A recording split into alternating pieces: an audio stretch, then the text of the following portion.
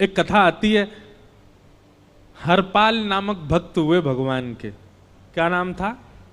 इधर देखो, यहां देखो, सब लोग सुनो। तो हरपाल नाम के एक भक्त थे भगवान के, खूब भजन करते थे, खूब साधना करते थे, नाम जप करते थे, कथा सुनते थे,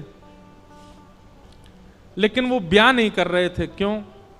उनकी इच्छा थी कि जैसा मैं भजन करता हूं, जैसी मेरी भक्ति है, जैसा मेरा भाव ठाकुर जी के प्रति है, ऐसी कन्या मिले तो मैं ब्याह करूंगा, नहीं तो जीवन भर ऐसे ही रहूंगा। तभी उनके किसी रिश्तेदार ने आकर के बताया, बोले तेरे लायक कन्या मिल गई मुझको। तो हरपाल जी बोले, क्या क्या गुण है उस कन्या का? बोले उस कन्या ने शर्त रखी है, मैं उसी से ब्याह करूंगी जो रोज 1000 संतों को प्रसाद पवाता हो।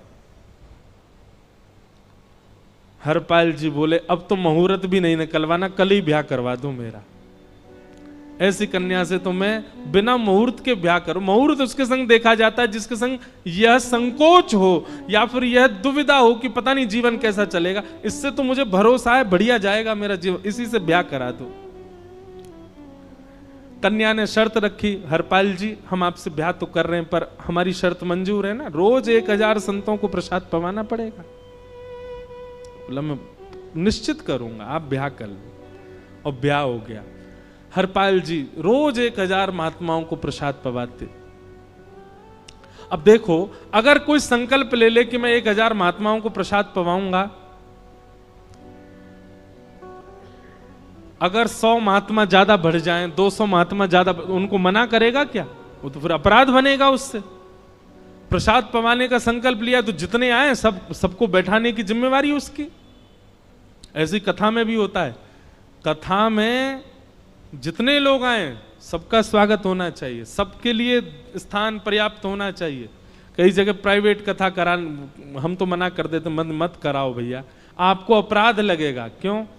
वैष्णव को पता चला कि कथा हो रही, वो सुनने आ गया, जगह नहीं मिली या फिर वो बैठ नहीं पाया, तो खाली रहे भले ही स्थान, पर फिर भी स्थान बड़ा रखो ताकि कोई भी आए तो कोई रहे ना कथा से, नहीं तो कथा कराने वाले को अपराध लगता है। वैष्णव बिना सुने चला गया। तो हरपाल जी ने नियम ले लिया, रोज 1000 महात्माओं को भोजन कराते। अब 1000 की जगह कभी कभी 1200 भी हो जाते, 1300 भी हो जाते, 1500 भी हो जाते। लेकिन हरपाल जी करते कुछ नहीं थे, कमाई का कोई जरिया नहीं था, केवल दादा परदादाओं की पुश्त से जो उनके पुश्तैनी धन था उसी को ही खर्च करते जा रहे थे।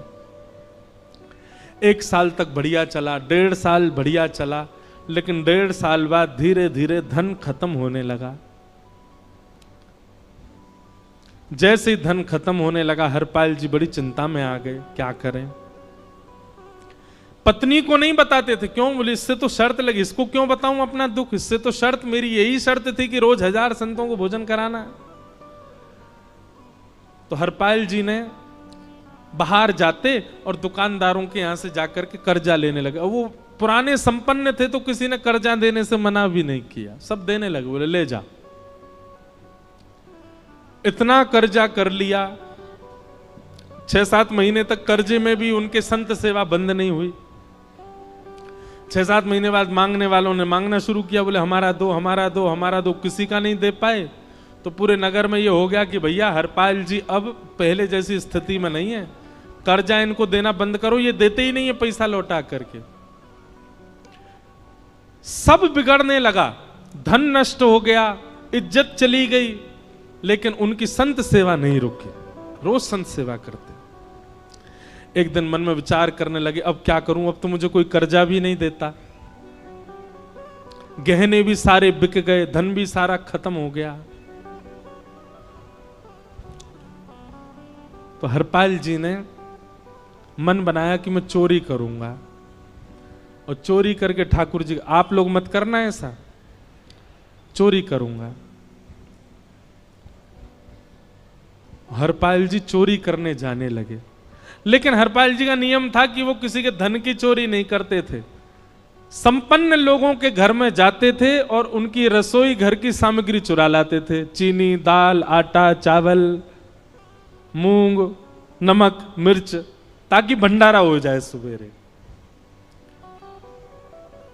इस प्रकार महाराज चोरी होने लगी। एक घर की हुई, दो घर, अब तो हल्ला होने लगा। बोले कि घरों की सामान राशन चोरी हो जाता है। वो बड़ा विचित्र चोर है, धन नहीं चुराता है, राशन चुरा के भागता है। ऐसी चोरी होने लगी महाराज। अब तो लोगों ने अपने अपने घरों में पहरेदारी शुरू कर दी कि चोरी ना हो। तो हरपाल जी को और दिक्कत होने लगी, क्या करें, कैसे करें। धीरे धीरे हरपाल जी इस स्थिति में आ गए कि अब संपन्न लोगों के यहां उन लोगों को ढूंढते जो ना कभी संत सेवा करते ना वैष्णव सेवा करते, और उन लोगों के यहां जाकर के थोड़ा बहुत धन चुरा लेते, स्वर्ण चुरा लेते। करना कुछ नहीं, अपना घर नहीं बनाते थे, बसाते थे, संत सेवा करते थे। ठाकुर जी रीझ गए हरपाल से। ठाकुर जी बोले, देखो ये सब चोरी कर करके और मेरे संतों को पवारा है। ठाकुर जी बोले, इस पर अनुग्रह करने जाना है।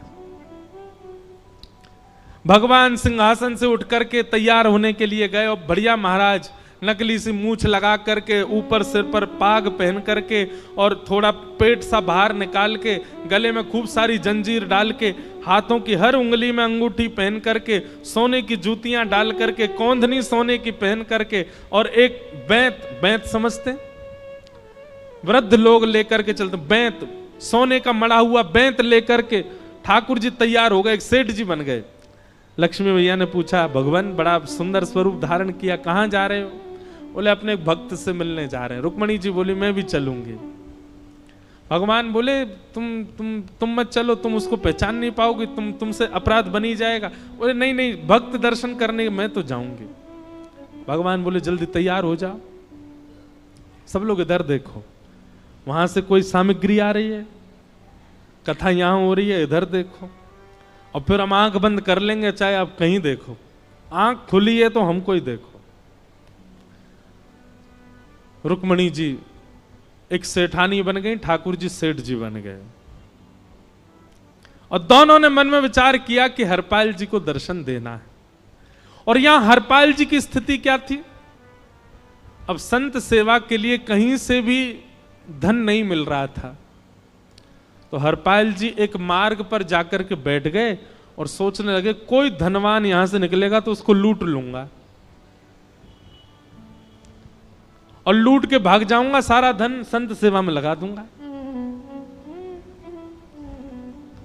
तभी उस मार्ग पर कोई और तो आया नहीं, ठाकुर जी सेठ बन करके आ गए। और महाराज खूब सारे गहने पहन करके, पाग बढ़िया सोने की जड़ाऊ पाग पहन करके, ऐसे वस्त्र पहन करके, और छम छम करते चलते आ रहे हैं। उन गहने ही बज रहे हैं ठाकुर जी के।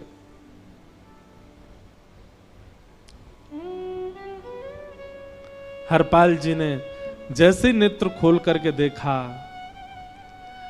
ठाकुर जी के रूप यौवन और सबरी उनके श्रृंगार को देख करके हरपाल जी बोले, ये तो एक आध साल के भंडारे की व्यवस्था आ रही है सामने से। इतने में ही सेठानी जी, रुक्मणी जी भी आई। उनको ओहो, ये तो कम से कम 5-10 साल की व्यवस्था आ रही है। अगर ये दोनों लूट लिए जाएं तो 10 साल चोरी नहीं करनी पड़ेगी। देखो कितना धन संपन्न। हरपाल जी के बगल में जैसे ही ठाकुर जी पहुंचे, हरपाल जी बोले, भैया जय श्री कृष्ण, प्रणाम। ठाकुर जी तो नाराज हो गए, क्या भगवान का नाम बोलता है सुबह सुबह? तुम सब लोग बड़े पाखंडी हो, ढोंगी हो। और हमने सुना इस गांव में एक रहता है, वो चोरी डकैती करता है, और फिर कहते हैं संत सेवा करता है। ऐसी काय बात की चोरी भैया? करता तो चोरी है, भली उससे भली संत सेवा करता हो। नाम उसका हरपाल है, हम सब जानते हैं। भगवान का नाम मत लो हमारे सामने। हरपाल जी समझ गए, वो तो बिल्कुल भगवत विमुख है, इसकी तो एक अंगूठी भी नहीं छोड़नी मुझको, इसका तो सब लेके जाऊंगा। अगर ये बदले में जय श्री कृष्णा बोलता तो एक आध गहना छोड़ देता है इसका में, पर ये तो इतना बिखर रहा है भगवान का नाम सुन के, इसका कुछ नहीं छोड़ूंगा, सब ले जाऊंगा।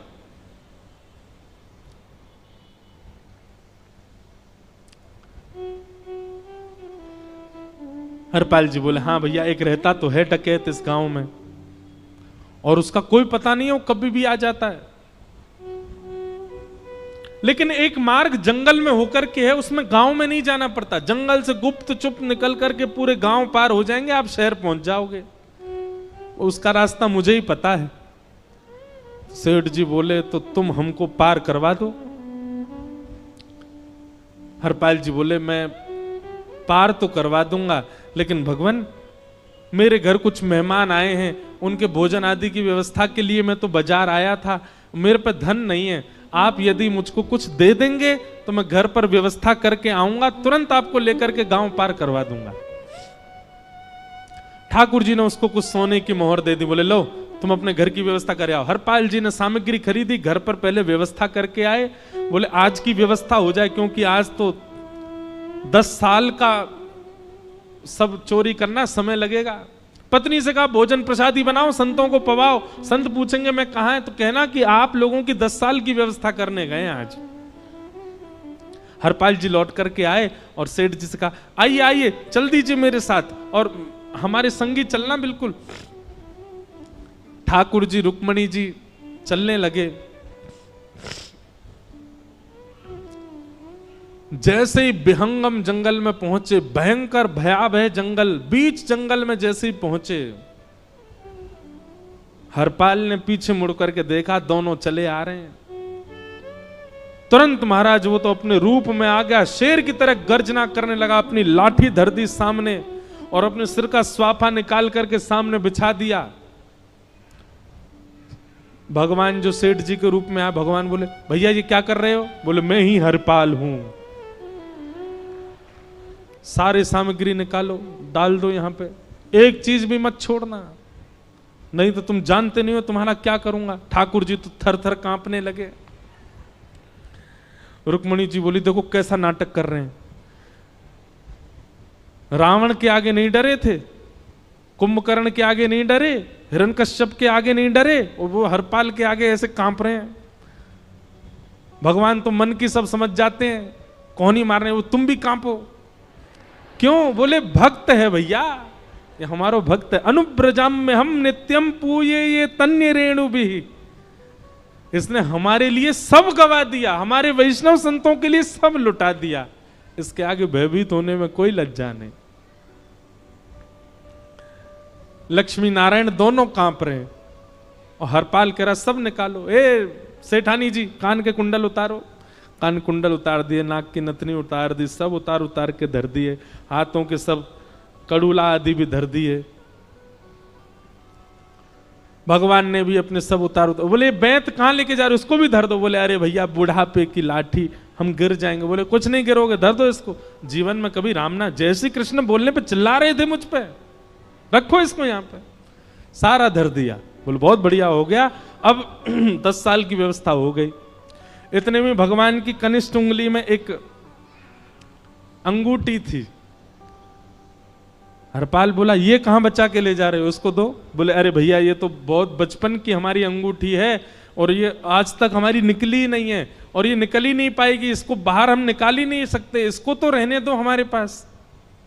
बोले तुम क्या जानो, इस अंगूठी से कम 1 हफ्ता संत भोजन होगा और तुम पे तो दया करनी नहीं है। चिल्लाए थे मुझ पे जय श्री कृष्ण बोलने पर, निकालो इसको। भगवान खूब प्रयास करें, वो नहीं निकले तो हरपाल जी ने उंगली पकड़ी। बोले इसको काट देता हूं मैं, तुम्हारे पास उंगली रहने का कोई काम नहीं है, तुम उंगली से करते ही क्या हो। और महाराज जैसे ही उंगली पकड़ करके काटने का मन किया, वो काटने ही वाले थे, इतने में ही द्वारिकाधीश भगवान शंख चक्र गदा पद्म धारण करके प्रकट हो गए सामने। रुक्मणी जी महालक्ष्मी के रूप में प्रकट हो गई और दोनों ने अपने अंक में हरपाल को भर लिया। हरपाल जी समझ नहीं पा रहे ये क्या हुआ, दूर हटे। बोले नाथ, बोले हम साक्षात द्वारिकाधीश, ये साक्षात रुक्मणी तुम्हारी भक्ति से प्रसन्न होकर तुमको दर्शन देने आए हैं। हरपाल जी घुटने के बल बैठ गए, रोने लगे, सर रख दिया चरणों में, पटकने लगे। बोले नाथ, मैंने अपने नाथ को लूटा, आज मैंने अपने स्वामी के साथ डकैती कर रहा था, मैं अपने स्वामी की उंगली काटने पर मजबूर हो गया था, इसका मतलब तो मैं पापी हूं। मेरा पाप इतना प्रचंड हो गया कि मैं आपके रूप को नहीं पहचान पाया। भगवान ने हृदय से लगा, नहीं हरिपाल, तुमने कभी अपने लिए प्रयोग थोड़ी किया। तुम्हारी पत्नी भूखे सो जाते हो, लेकिन संतों को भूखा नहीं जाने देते। ठीक है, उसके लिए भले ही तुमने वह गलत मार्ग अपनाया जो नहीं अपनाना चाहिए था, परंतु उसमें उद्देश्य कोई और तो नहीं था, मेरे जनों की सेवा ही तो थी, मेरे वैष्णवों की सेवा। और देखो हरपाल, एक मेरी बात सुनो, आज तुम्हारे मन में ग्लानि होती है कि तुमने दूसरों का धन हड़प करके और उससे संत भोजन कराया। वास्तव में इसका विधान शास्त्रों में यह बताया गया, जिसके धन से भोजन बना और संतों ने पाया, परोसा भले ही किसी ने भी हो, कार्यक्रम भले ही किसी ने भी कराया हो, पर धन जिसका लगता है पुण्य उसी को मिलता है। तुमने तो अपने गांव के, शहरों के उन लोग जो कभी संत सेवा नहीं करते थे, उनके धन चुरा चुरा करके उनको पुण्य बांटा है। तुमने कुछ गलत नहीं किया है। हां, अपने प्रयोग में यदि लेते तो पाप हो जाता, लेकिन तुमने तो एक रत्ती भी अपने प्रयोग में नहीं ली, सब संतों में लगा दी, और जितने लोगों का धन चुराया उन सबको पुण्य प्रदान कर दिया। हम तुमसे बड़े प्रसन्न हैं। हरपाल जी चरणों से लिपट गए, बोले नाथ आप बड़े कृपालु, बड़े दयालु। भगवान बोले अब हमने दर्शन दे दिया, अब हम जाएं। और सुनो, ये सारा धन हमने दिया है, 10 साल का नहीं होगा इससे। तो बोले जब तक तुम जीवित रहोगे तब तक की सेवा बनेगी, इससे संत सेवा चलती रहेगी। ये सारा धन आभूषण हम लेकर के इसीलिए आए थे ताकि तुमको अब कभी किसी से मांगना ना पड़े, किसी से हड़पना ना पड़े। भगवान जाने लगे तो हरपाल जी चरणों में गिर गए, बोले नाथ आज मैं आपके दर्शन कर पाया, मैं संत सेवा कर पाया, इसमें सबसे बड़ा योगदान मेरी पत्नी का है। उसने नियम नहीं बनाया होता तो शायद मैं कभी ऐसा नहीं करता। आप उसको दर्शन दिए बिना जाएंगे, मैं उसको क्या बताऊंगा? मैं उससे जाके कह भी नहीं पाऊंगा कि आप मुझे मिले, और उसकी वजह से आप मुझे मिले हो, कृपा कर उसको दर्शन दे दीजिए।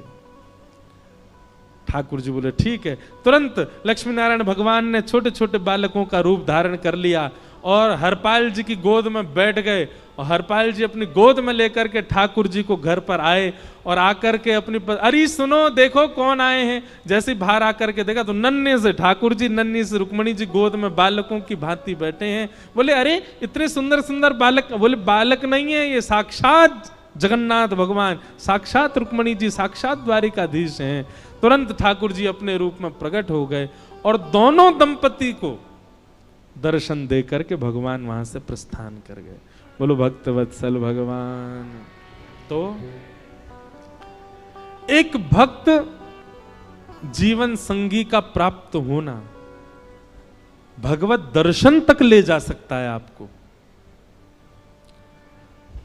अब जिनके ब्याह हो चुके हैं उनसे तो अब हम कुछ कर नहीं सकते, पर जिनके नहीं हुए हैं संभल जाओ, सुधर जाओ, ठाकुर जी से प्रार्थना करो, और प्रार्थना करके केवल एक ही चीज मांगो, क्या? हम गृहस्थी हैं नाथ, यह गृहस्थाश्रम है, हम इसमें आ चुके हैं, अब कृपा करके हमारे जीवन में जो भी आए वो आपका भक्त आए। लेकिन आपके अथक प्रार्थना करने पर भी ठाकुर जी ने यदि नहीं दिया तो भी चिंतित मत होइएगा। मीराबाई को भी नहीं मिले अनुकूल, करमेती बाई को भी नहीं मिले अनुकूल, सक्कू बाई को भी नहीं मिले अनुकूल पति, अरे नामदेव जी को भी नहीं मिली अनुकूल पत्नी।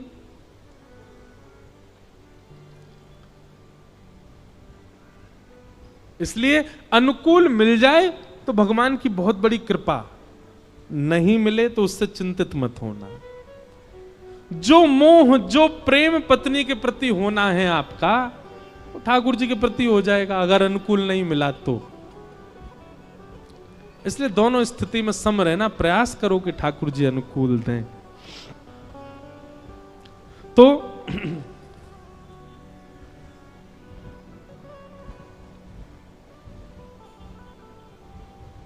कर्दम ऋषि ने भगवान से प्रार्थना करके कहा कि मुझे एक अनुकूल पत्नी मिले, नाथ कृपा करो।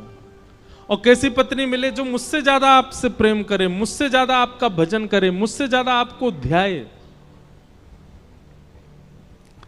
कर्दम ऋषि की बात सुनकर के भगवान बड़े प्रसन्न हो गए। भगवान ने कहा, बोले ऋषि, परसों स्वयंभू मनु तुम्हारे यहां आएंगे अपनी पुत्री देवहूति को लेकर के, वही तुम्हारे लिए अनुकूल है, उससे तुम ब्याह कर लेना। कर्दम ऋषि बोले, मतलब क्या मुझे कहना पड़ेगा कि अपनी बेटी से मेरा ब्याह करा दो? ये तो बड़ा अटपटा लगेगा। भगवान बोले, चिंता नहीं, हमने सब व्यवस्था कर दी। हमने नारद जी से जाकर के उनकी बेटी को आज्ञा दिलवा दी कि आपका ब्याह तो केवल नारद जी से, उनसे, कर्दम ऋषि से होगा। वो अपनी बेटी का ब्याह करने ही आपके यहां आएंगे, आप उनसे ब्याह करना, आपका जीवन मंगल में होगा। कर्दम ऋषि का देवहूति माता के साथ ब्याह हुआ, 9 पुत्रियों ने जन्म लिया। 10वें संतान के रूप में भगवान कपिल प्रकट हुए। अच्छा, ये भी बड़ी अद्भुत कथा है। जब कर्दम ऋषि ने वरदान मांगा कि मुझसे ज्यादा आपसे प्रेम करने वाली मुझे कन्या से मेरा ब्याह हो जाए, ठाकुर जी इतने प्रसन्न हो गए।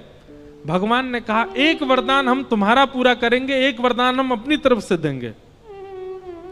भगवान बोले, देवहूति से तुम्हारा ब्याह होगा तो तुम्हारी कामना पूरी हो गई। अब एक वरदान हम अपनी तरफ से देंगे कि तुम्हारे यहां पुत्र बन के हम ही आएंगे, हम ही तुम्हारे पुत्र बन के आएंगे। क्योंकि भक्त पत्नी भक्त पति, तो निश्चित है संतान हमारी हम जैसी ही प्रकट होगी। 9 पुत्रियों के बाद 10वें पुत्र के रूप में भगवान कपिल प्रकट हुए। और कपिल भगवान के प्रकट होते ही कर्दम ऋषि ने चरणों में प्रणाम किया, जान गए भगवान आए हैं।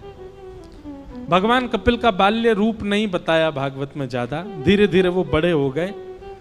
कर्दम ऋषि ने प्रणाम करके कहा, नाथ मुझे आज्ञा दो। बोले, आप जाइए वन में जाके भजन करो, हम मां के पास रहेंगे। कर्दम ऋषि वन में चले गए और देवहूति माता के साथ भगवान कपिल रहते हैं। देवहूति माता भी ये बात जानती है कि मेरे पुत्र साक्षात भगवान है। एक दिन देवहूति माता ने सही समय जान करके अपने पुत्र को आसन पर बैठा दिया और स्वयं चरणों में बैठ करके कहने लगी, मैं आपसे कुछ प्रश्न जिज्ञासा करना चाहती हूं, पूछो। यही कपिल देवहूति संवाद है। थोड़ा बहुत हम 2-4 प्रश्न सुन लेते हैं, उसके बाद कथा विराम देंगे। और कल की बात सुन लो, कल ठाकुर जी का जन्मोत्सव है। कथा में कल सब लोग बढ़िया सुंदर सज धज के आना, बस ज्यादा आभूषण पहन के मत आना, कहीं पता चली हरपाल जी आ गए तो हरपाल जी मतलब कथाओं में कई लोग आ जाते हैं जो खींच ले जाते हैं, इसलिए व्यवस्थित होके आना। कल ठाकुर जी का नंदोत्सव मनाया जाएगा ठीक 2 बजे से। आज भी थोड़ा विलंब हुआ, पर कल 2 बजे से ही कथा होगी और 5-5:30 बजे ही नंदोत्सव होगा। इसलिए आप लोग विलंब नहीं करना, कल समय से आ जाइएगा, खूब सुंदर बन के आना, खूब आनंद के साथ खूब उत्सव मनाएंगे। कल ठाकुर जी का 2 से 5 कथा रहेगी और फिर उत्सव के बाद सबको बधाई भी मिलेगी। बधाई ले लेकर के सब लोग अपने घर जाना। फिर अगले दिन गोवर्धन लीला, उसके अगले दिन रुक्मणी विवाह और फिर कथा विश्राम होगी। विश्राम वाले दिन की कथा भी हो सकता है 1-8 घंटा पहले शुरू हो, क्योंकि रात्रि में ही हमको प्रस्थान करना है। तो वैसे तो 2 से 5 ही समय है, विश्राम वाले दिन ज़्यादा से ज़्यादा 1 से 4 हो जाएगा, इससे ज़्यादा पहले नहीं करेंगे। तो आप सब लोग समय का ध्यान रख के आइएगा। हम कुछ प्रश्न देवहूति के सुन करके और फिर कथा को विराम देंगे, बहुत ध्यान से सुनिएगा।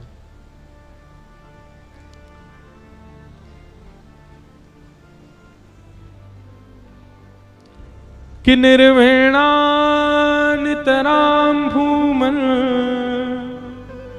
असद इंद्रिय तर्षणात् येन संभाव्यमानेन प्रपन्नान्धम तम प्रभु। देवहूति माता कपिल भगवान से प्रश्न करते हुए कहती हैं, वत्स वैसे तो तुम मेरे पुत्र हो, पर आप भगवान हो, इसलिए मैं आपसे प्रश्न करती हूं। ये इंद्रियां भोग भोगते भोगते हारती नहीं है। जीव को कितना भी खिला दो कभी तृप्ति नहीं होती, आंखों को कितना भी दिखा दो तृप्ति नहीं होते, हमारी इंद्रियां कभी तृप्त नहीं होती हैं। श्री कृष्ण इन समस्त इंद्रियों को तृप्त करने का उपाय क्या है? ऐसा क्या उपाय है जिससे हमारी इंद्रियों की इच्छाएं समाप्त हो जाएं, फिर कोई इच्छा ना रह जाए जीवन में? कपिल भगवान उत्तर देते हुए कहते हैं, मैया चेतः खल्वस्य बन्धाय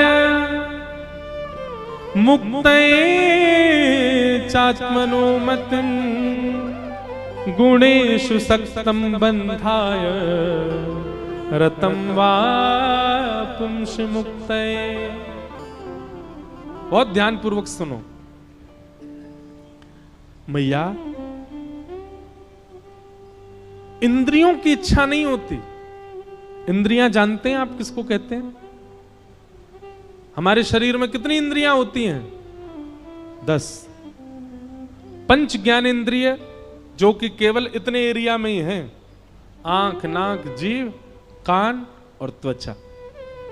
और पंच कर्म इंद्रिय हाथ, पैर, मुख और 2 गुप्त इंद्रिय, 10 इंद्रियां। मैया इंद्रियों की कोई इच्छा नहीं होती। आप गलत बोल रही हो। भगवान कह रहे हैं नेत्रों की सुंदर देखने की इच्छा नहीं है, जीव की कुछ खाने की इच्छा नहीं है, कानों की कुछ और सुनने की इच्छा नहीं है। ये समस्त इच्छाएं हैं मन की, इंद्रियों की नहीं है मां। हम कभी अस्वस्थ हो जाते हैं, बीमार हो जाते हैं तो डॉक्टर हमको परहेज बताते थे। क्या बोलते हैं? क्या खाओ? बोलो दलिया खाओ। क्या खाओ? खिचड़ी खाओ। कई बार तो बड़े भयानक परहेज बता देते हैं, दही मत खाओ, दूध मत पियो, चाय मत पियो। कभी किसी को भगवान ना करे हो पीलिया हो जाता तो उसको कहते हैं पीली वस्तु मत खिलाओ, दाल बंद कर दो, कढ़ी बंद कर दो। अच्छा, एक बात आपने कभी देखी? डॉक्टर जिसका परहेज बताता उसी को ज्यादा खाने का मन करता है। वैसे रोटी बढ़िया नहीं लगे लेकिन एकादशी वाले दिन रोटी की बड़ी याद आती है। वैसे चावल बढ़िया नहीं लगे लेकिन एकादशी वाले दिन चावल बहुत भाते हैं। जिस दिन परहेज होता है उस दिन ज्यादा अच्छा लगता है। ये मानव स्वभाव है कि संयोग जब किसी वस्तु का होता है हम उसका मूल्य नहीं समझते, उसके वियोग में हमको उसकी स्मृति होती है।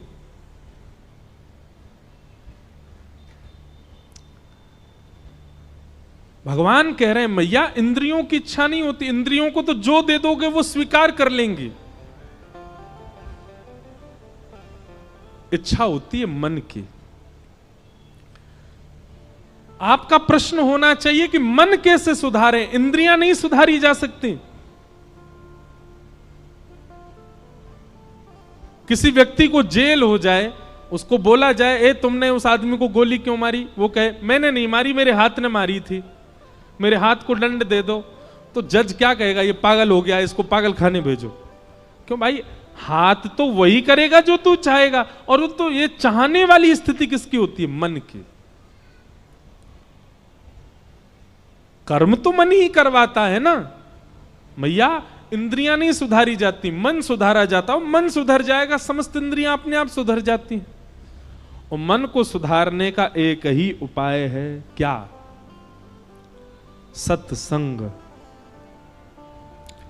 मन केवल एक भाव से सुधरेगा, सत्संग से। अच्छा, सत्संग किसको कहते हैं? सत्संग का मतलब पता है? बोले हाँ, जो हम 2 बजे से बैठ के यहां कर रहे हैं ये सत्संग है। यह ही सत्संग नहीं है। धोती पहन के रहना यह भी सत्संग है। तिलक धारण करके रहना यह भी सत्संग है। कंठी माला पहनना यह भी सत्संग है। किससे बात करना, किससे ना करना यह भी सत्संग है। क्या खाना, क्या नहीं खाना यह भी सत्संग है। आपकी संपूर्ण दिनचर्या सत्संग कहलाती है। क्या खाते हो, क्या पहनते हो, कहां जाते हो, किससे मिलते हो, कैसे बोलते हो, कैसे। अरे लेटना भी सत्संग होता है। लेटने का तरीका, कई लोग बैठते कैसे? सोफा पे ऐसे बैठ जाते हैं, अधर होकर के हाथ पाम ऊपर कर लिए, पाम सामने टेबल पर धर लिए, उसके बैठने की अदब से ही पता चलता है कि अच्छा आदमी नहीं। पर कोई बैठता हो डिसेंट तरीके से, ऐसे सुख आसन में बैठ जाता हो, मेरुदंड सीधा रखता हो, अपनी गर्दन सीधा रखता हो, उसके स्वरूप से ही पता है सत्संगी है। बैठने का तरीका, बोलने का तरीका, चलने का तरीका, खाने के व्यंजन, पीने का पानी, सोने का स्थान, सब आपका सत्संग बताता है और इन सब से मन पर प्रभाव होता है। ये सब सत्संग कहलाते हैं। सदपुरुषानाम संग इति सत्संग, सदग्रंथानाम संग इति सत्संग, सदव्यंजनानाम संग इति सत्संग, सब सत्संग है। मां, सत माने भगवान, और आपकी हर स्थिति ऐसा संग करती है जिससे भगवत प्राप्ति हो, वो सब सत्संग कहलाता है। सत्संग।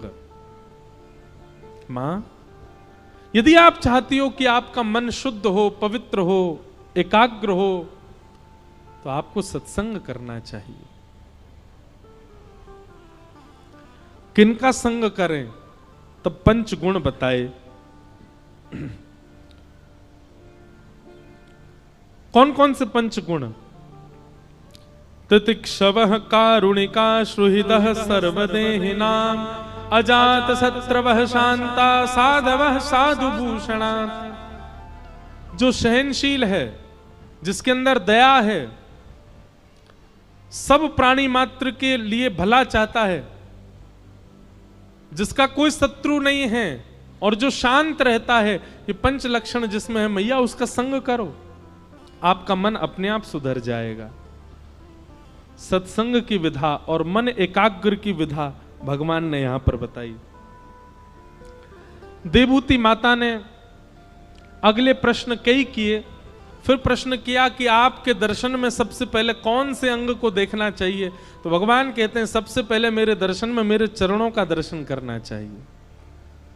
संचिन्तयेत् भगवतश्चरणारविन्दं, वज्रांकुशध्वज सरोरुहलाञ्छनाट्यम्, उत्तुंगरक्तविलसन्नख चक्रवाल, ज्योत्स्नाभिराहत महद हृदयान्धकारम्। हम लोगों को दर्शन करना नहीं आता। कई लोग कैसे दर्शन करते हैं? मंदिर में गए, देख लिए ठाकुर जी। कई लोग तो मंदिर में गए, ठाकुर जी के आगे जाके आंख बंद कर लेते हैं।